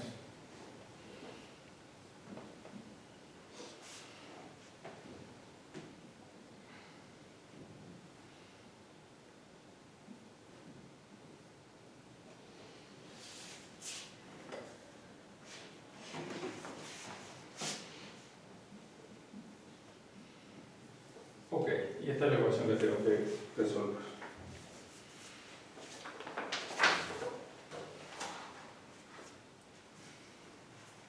¿Cómo resuelvo esa ecuación? Asunto de zetas menos, ¿no? Sí. ¿Es homogénea por esto?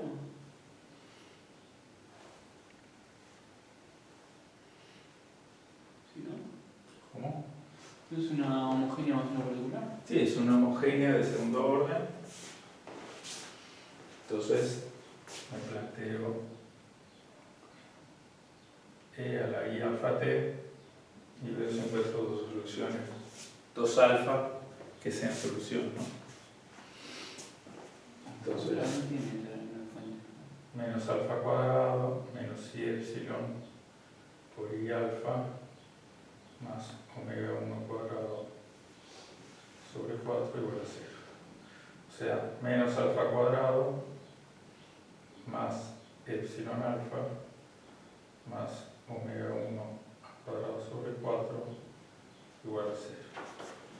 Y esto va a tener dos soluciones, ¿no? Dos exponenciales.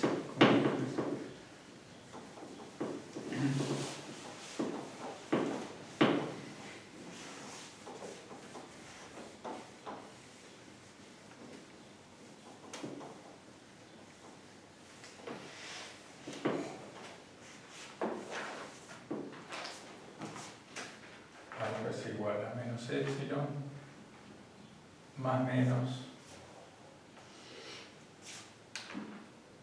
raíz cuadrada de epsilon cuadrado más omega 1 cuadrado, ¿no?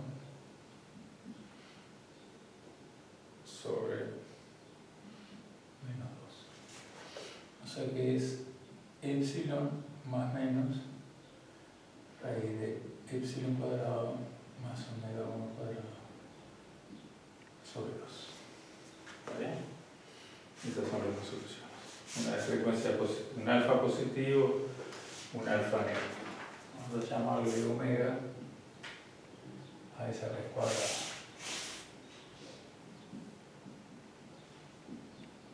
Si queremos un poquito menos.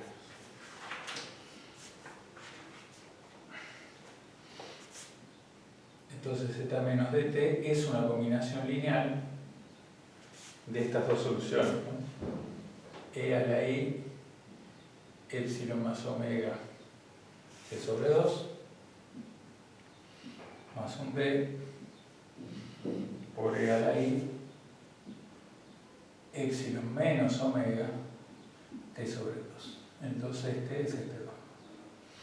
Y ya está. Acá tengo la solución general. Entonces vuelvo para atrás.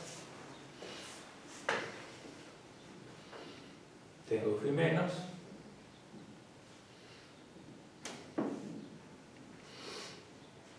Y de esta tengo phi más.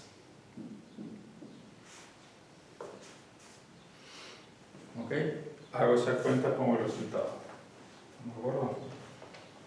Una cuenta sencilla. Y después de phi más, bueno, de esta paso a psi más y a psi menos. Son todas cuentas sencillas de sustituir simplemente la solución que encontré. Y esta va a ser la solución general. ¿Sí? Voy a tener un psi más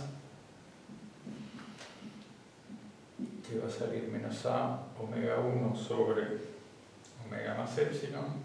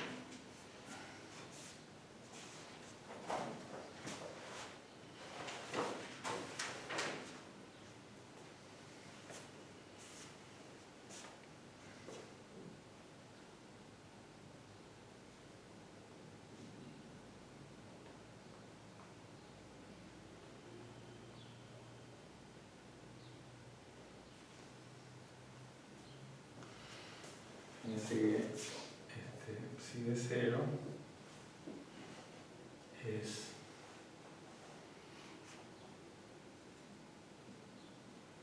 a más b menos a más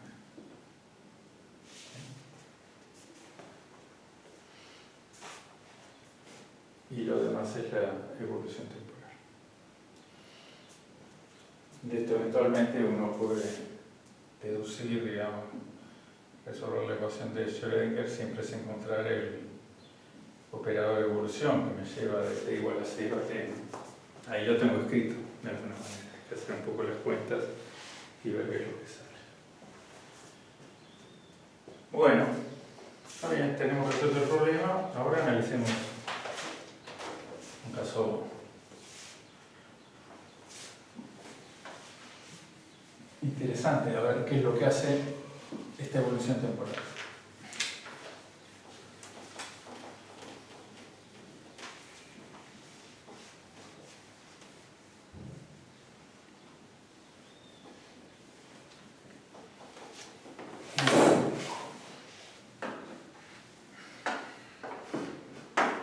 Pensemos que en tiempo igual a 0 tengo un espinal, por ejemplo, ¿no? Psi de 0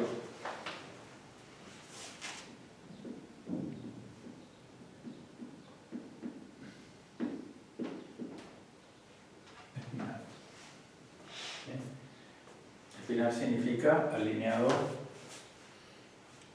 estoy hablando sobreentendiendo siempre la tercera componente del spin, estoy hablando de la dirección z, que es la dirección de B0, ¿no? Y preguntémonos entonces cuál es la probabilidad de que a tiempo t tenga espital. Y eso va a ser simplemente psi menos de t al cuadrado. Eso es axioma de mecánica cuántica. ¿Está bien?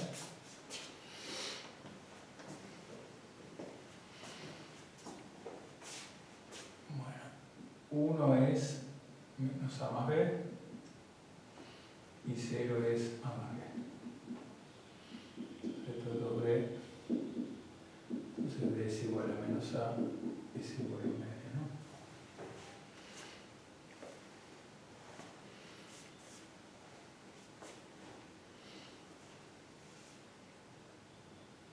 Ah, me faltaron los W, ¿no?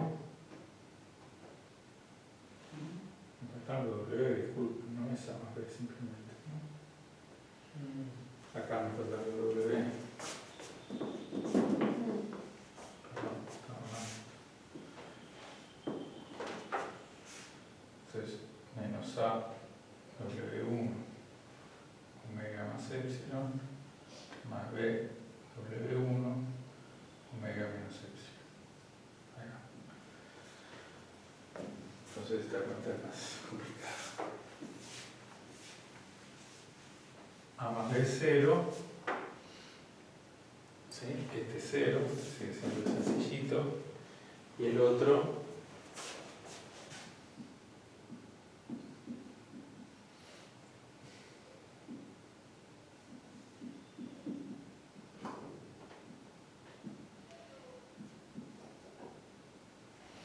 ese que es 1.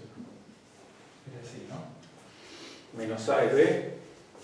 Entonces me queda B omega 1 el factor común. Me queda menos 1 sobre gamma más epsilon. O sea que B omega 1 sobre gamma 2 menos epsilon 2. Acá queda menos gamma más epsilon. Más omega más epsilon. Esto es 1. Omega se va.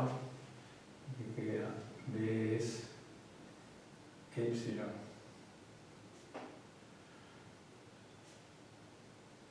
sobre omega 1 por omega 2 menos epsilon 2. Y este es menos A.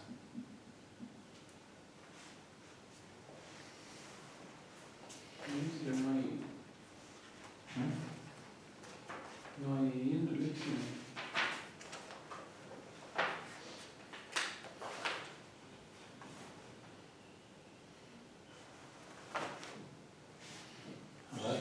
O sea, tenés. Y falta un 2.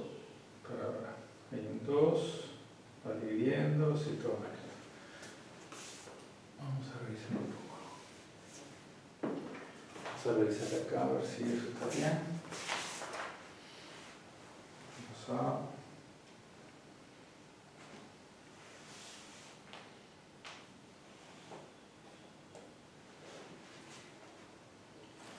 Bien. El primero es menos A,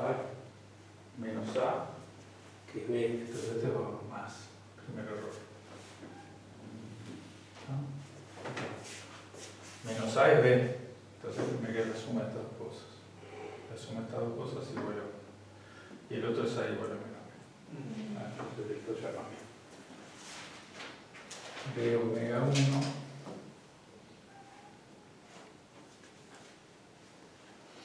y acá queda la suma de todo esto, ¿no?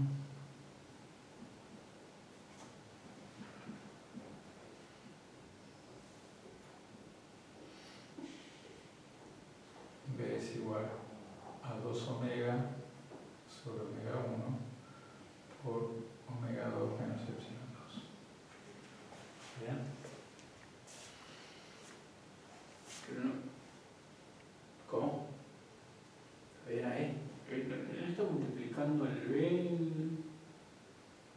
el lo mío? ¿El reloj de arriba? O sea, ese mío no pasa ahí. de abajo. Claro. Y el 2 también. Sí, el 2 son de abajo. Tenés razón.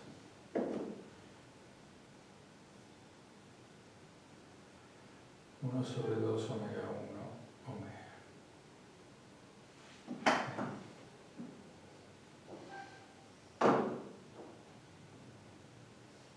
Y este menos A.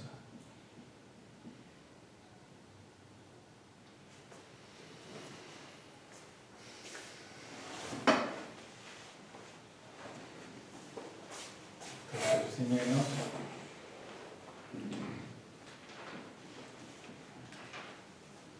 es A por E a la I más B por, ¿no? Es menos A. Es A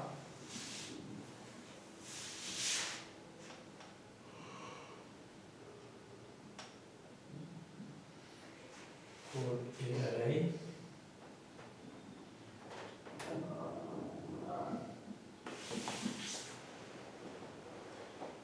más B, que es lo mismo,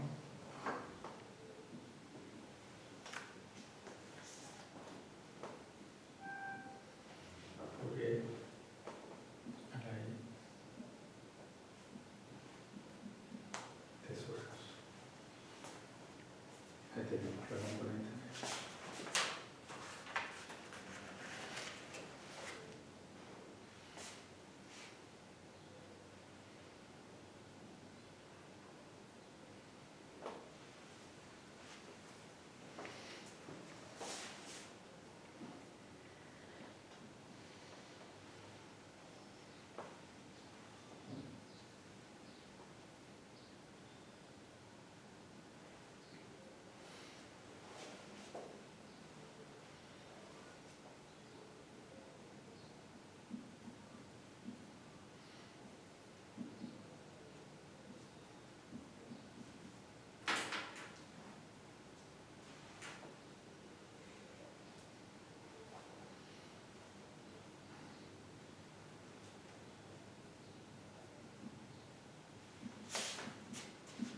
Ok, entonces saco el factor común de este factor, están los dos, saco un E a la I omega t sobre 2, el factor común de todo, me queda con signo menos, menos, E a la más omega grande t sobre 2, y con signo positivo, que es este otro, E a la menos y omega t sobre 2.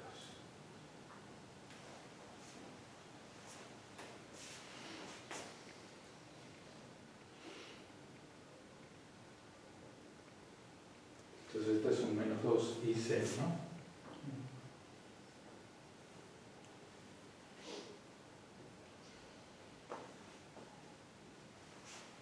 ¿Está bien?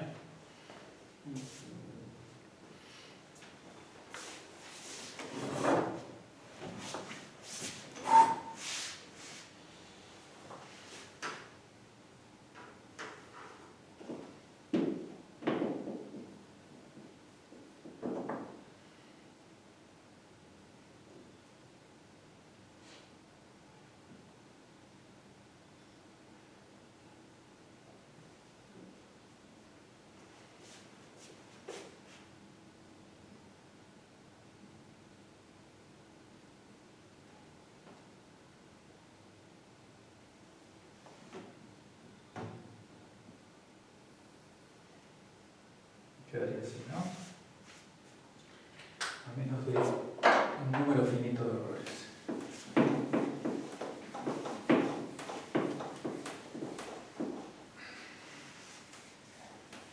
Por esa última cuenta creo que está bien.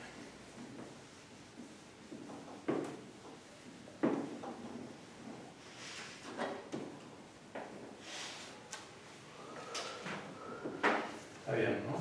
Menos 2. Esto es un menos 2, sí. C, ¿no? Esto está bien. El 2 se va con el 2. El I está acá. Y el menos está acá. Y el omega 1 W está acá. Acá está este y acá está este. Bien.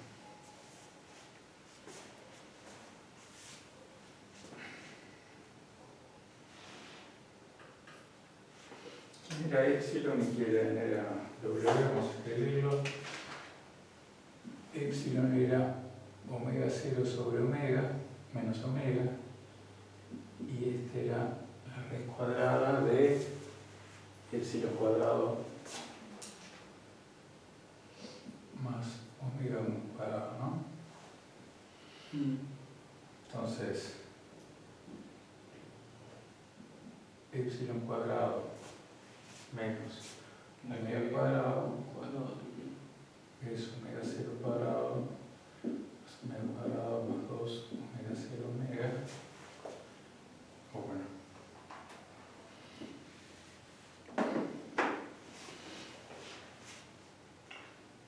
¿te queda el factor W1? esto es menos omega 1 cuadrado, ¿no? Hay que hacerlo realmente. ¿Está bien?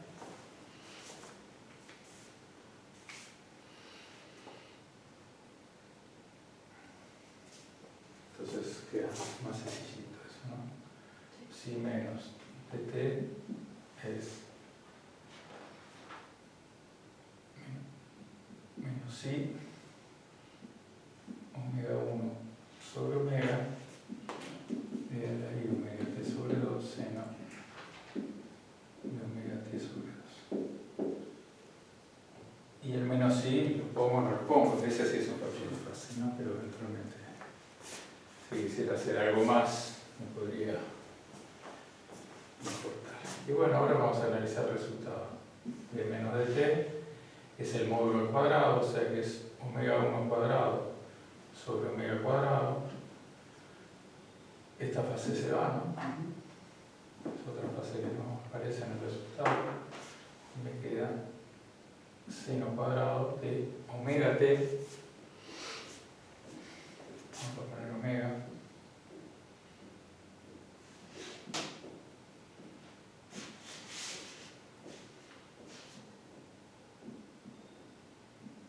T sobre 2.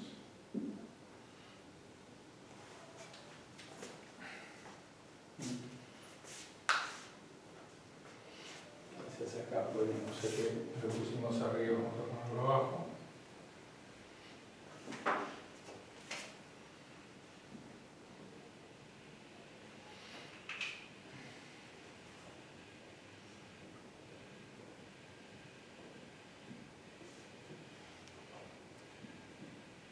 Bueno.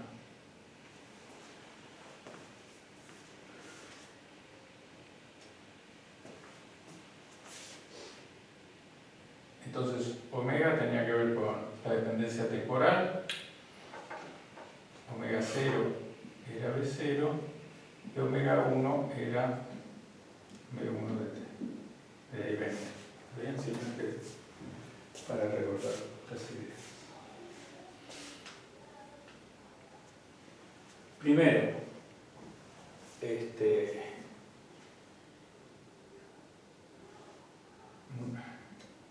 omega 1, 0, ¿qué debería tener?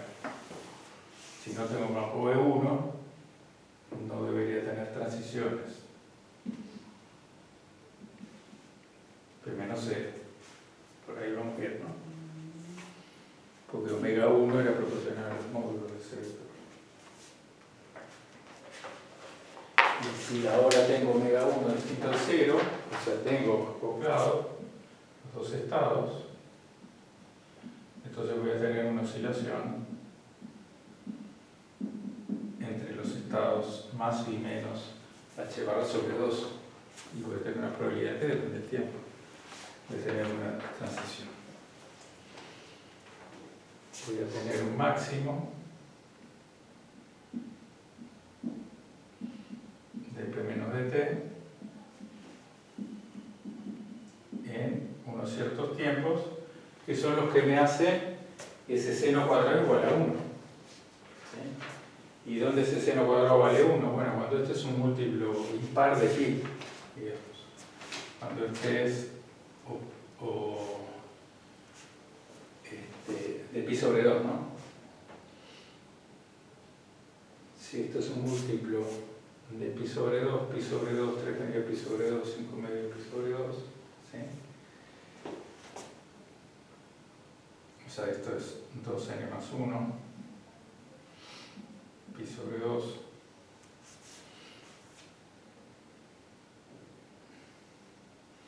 Pero tengo este 2 y tengo la raíz, digamos.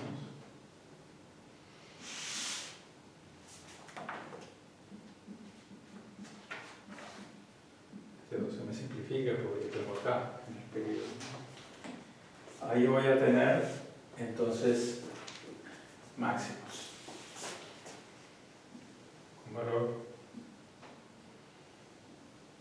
omega 1 al cuadrado. 0 menos omega al cuadrado más omega 1 al cuadrado. Y voy a tener una oscilación. O sea, voy a tener un P menos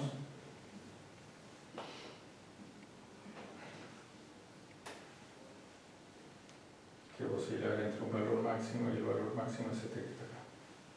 ¿Sí? Fíjese que además P menos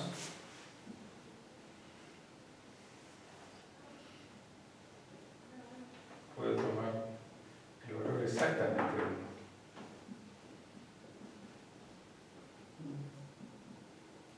O sea, si yo ajusto la frecuencia de rotación, la frecuencia angular W, a la frecuencia natural W0, ¿sí? Que no es un giro, es la frecuencia W0 de haberla definido como gamma B0. ¿Está bien? Es la que tiene que ver eventualmente con la mitad de la energía de transición de ese fotón que se emitiría entre estado A y estado A. Pero si yo ajusto mi rotación a esa frecuencia natural, ¿sí? Fíjense además, ahí tengo probabilidad 1. ¿Sí? Fíjense que esa frecuencia es además la frecuencia en la que evolucionaría un spin, ¿sí? O un momento magnético que tiene un cierto ángulo con el campo B0, clásicamente. Y en los valores esperados también. Entonces yo tengo yo tenía esto, ¿no? Acá estaba B0. Y yo inicialmente tengo un mu así, digamos. Este mu así va a recorrer esto a qué velocidad. Y a la velocidad angular justamente es a W0. ¿Sí? Si yo ajusto mi campo B1, ¿sí? Con esa interacción armónica, a que rote a la misma velocidad que esa frecuencia angular, entonces voy a estar potenciando las transiciones a spines down, de ese estado inicial que era espinal. Y entonces estoy logrando para esos tiempos, digamos, la mayor probabilidad de emisión de esos fotones, de energía entre esos dos estados. Entonces, ahí voy a tener seguro pulsos, ¿sí? Fotones, que son emitidos. Y eso lo puedo detectar. ¿Sí? Puede tener un número importante, un pulso importante. La probabilidad es 1. Pero eso es maximizar la emisión del fotón, porque Sí. aunque no tengas ese valor de parámetro, aunque sea menos probable. Claro, en realidad lo que tengo es una curva lorentziana, ¿sí? Que es una curva así, que tiene un ancho aquí que es, bueno, 2W1 sobre W0, ¿sí? En la frecuencia W. Tengo un máximo en W igual a W0, que es el máximo de esto, que vale 1. Pero después si yo me alejo, ¿sí? No mucho más que omega 1, pues esto sigue teniendo un valor hasta un medio, digamos. ¿Sí? Y después se hace chico. Pero el ancho de una curva así, que esta se llama lorentziana en general, tiene que ver con esta diferencia. Que esto sea mucho más grande o no que esta otra cantidad que está acá. Si es mucho más grande que esta cantidad, este número va a ser chiquito. Entonces este es el juego de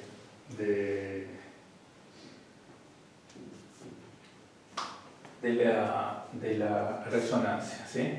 Es primero prender un campo magnético B0, alinear todos los espines, ¿sí? Por los mecanismos de relajación natural de la interacción de los espines, se van a alinear. Y ahora pongo un campo rotando, ¿sí? Con una frecuencia W. ¿Y a qué frecuencia voy a lograr transiciones de spin?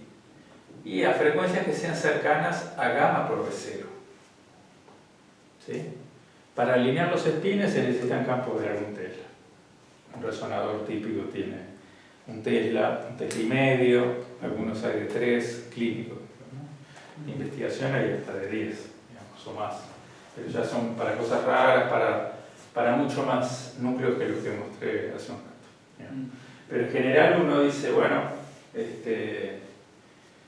tengo un campo B0 del orden de Tesla, ¿sí? Tengo el gamma, que es el que es, del orden del magnetón de Bohr.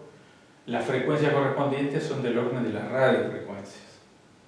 ¿Sí? Esa es una cuenta que uno hace inmediatamente. ¿Qué frecuencia tiene eso? Y bueno, da radiofrecuencia. Y para esas radiofrecuencias, si uno las ajusta suficientemente bien, entonces voy a tener transiciones masivas de los que estaban en spin para arriba y spin para abajo. En tiempos concretos, digamos. En tiempos concretos. Entonces uno lo que hace es cada tanto mandar un pulso de radiofrecuencia de una duración corta que recorra esta curva en donde está el máximo, digamos. Y uno logra entonces esa respuesta. Y uno está detectando el número de espines que transicionaron. Después lo apaga, los espines vuelven a alinearse con B0 y se repite el juego. Entonces son pulsos de radiofrecuencia que consiguen más o menos respuesta, más o menos espines, según más o menos agua haya en la zona que estoy mandando con el pulso de radiofrecuencia. Entonces uno manda pulso de radiofrecuencia a determinadas zonas, a cortes, a zonas que puede identificar, de ahí detecta la respuesta y saca qué composición, cuántos, o qué porcentaje, o dónde, ¿sí? Porque uno va recorriendo pequeños volúmenes, pequeños voxeles en el espacio, y va entonces sacando pequeñas fotografías en términos de las respuestas de esos espines. Y eso nos está diciendo cuánta agua hay en cada uno de esos pequeños volúmenes. O sea, ¿sabes cuántos hay? Porque medís la luz de los fotones emitidos cuando transicionan. Claro, medís, contás el número de fotones que recibís. Y entonces de eso sacás la respuesta o la cantidad que había en ese volumen. Un tejido muy blando va a tener mucha agua, y entonces voy a tener tantos como hay en un centímetro cúbico, si mi voxel o mi volumen que lo someto a ese pulso de frecuencia es un centímetro cúbico. Y así se construye, bueno, hay mucho más, ¿no? Hay toda una técnica que se desarrolló a partir de la resonancia magnética nuclear. Esto es de la década del 50, los primeros resonadores vinieron un poco tiempo después, pero el boom de esto es hace pocas décadas. Y hoy en día ya está en un nivel de precisión tremendo. Y la base está en todas estas curvitas. Es uno de los casos de hamiltonianos no triviales, dependientes del tiempo, que uno puede resolver exactamente. En ese sentido es un ejemplo muy bonito y sencillo. Esta fórmula se llama la fórmula de Rabi, de probabilidad de Rabi, que fue el primero que la obtuvo. Yo creo que eso todo lo vi, pero con un campo eléctrico. Puede ser, digamos, todo lo que acabamos de hacer lo podemos formular en términos de, supongamos que tengo un sistema de dos niveles. Claro. Un nivel A de energía W0 sobre 2 y un nivel down de energía menos W0 sobre 2. Y prendo una interacción entre esos dos niveles que haga, bueno, todos los sistemas de dos niveles son mapeables en sistemas de espino medio, digamos, porque es lo mismo. Así que uno lo puede decir en el lenguaje de niveles o lo puede decir en el lenguaje de espino. Si tengo dos niveles atómicos y los fotones que tengo en juego no involucran otros niveles atómicos que puedo tener, donde tengo probabilidades muy bajas, y entonces es como si tuviera un sistema de dos niveles. Si yo juego con esos dos y mando fotones que no me mandan nunca a un tercer nivel, Pues estoy haciendo, existe un sistema de dos niveles. O sea, hay un solo tipo de fotón en juego, ¿no? Claro. O sea, no estoy excitando otros estados. Entonces tengo un sistema de dos niveles, perfecto, lo puedo pensar en términos de espines. Puedo mapear mi cabeza si me resulta más sencillo y pensar en términos de espines. Y una pregunta, pero esto es para cuando los espines no interactúan entre sí, digamos, solo interactúan. O sea, Después tenés todos los mecanismos de relajación, ¿sí? De interacción con el medio y eventualmente interacción de los espines con los espines. Pero esas son interacciones más débiles que no destruyen esta señal, digamos. Okay.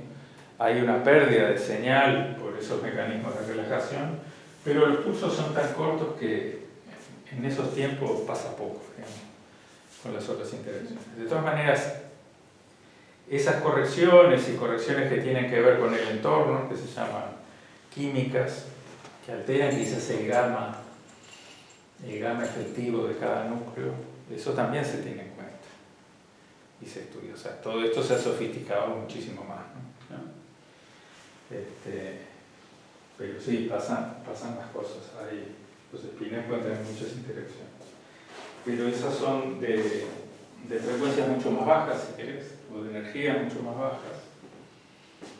Menos intensas, ocurren menos, y te degrada la señal. Es un sistemático en tu señal, pero es manejable. ¿Está bien? ¿Ok? Sí, sí. Bueno, creo que como lo hacemos, vamos a dejar por acá.